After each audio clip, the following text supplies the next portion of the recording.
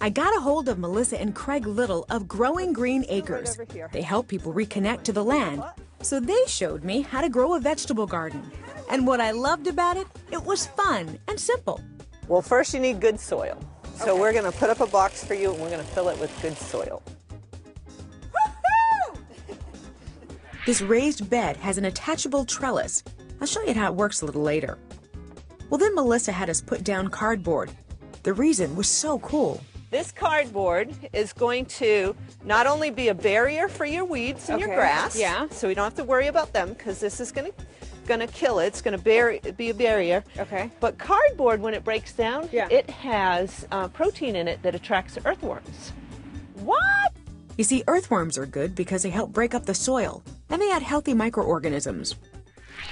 All right, so now we've got all this soil. All right, ready? Most people don't realize that actually plants are a product of your good soil. Really, there's beneficial microbes, bacteria and fungus that help the plants to take up the nutrients they need.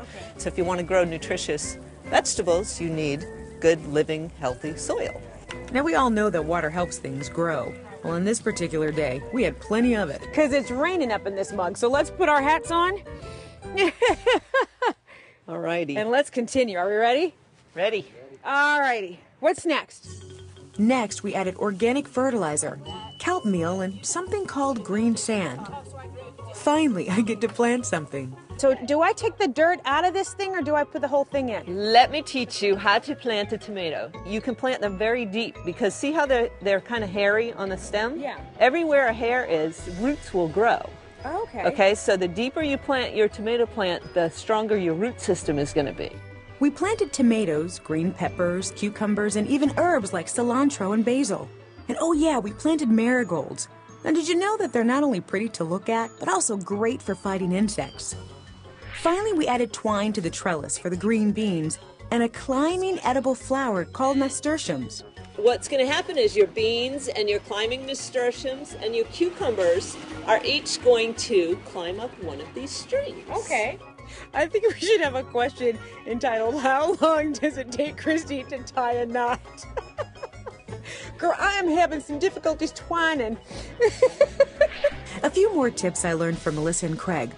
Plant broccoli and cauliflower in a separate container or bed. Tomatoes and, yes, strawberries actually ruin broccoli and cauliflower's flavor. Another thing, companion plant. For example, plant the herb borage next to tomatoes. You see, borage actually will repel the ravenous horned tomato worm. Put one over here.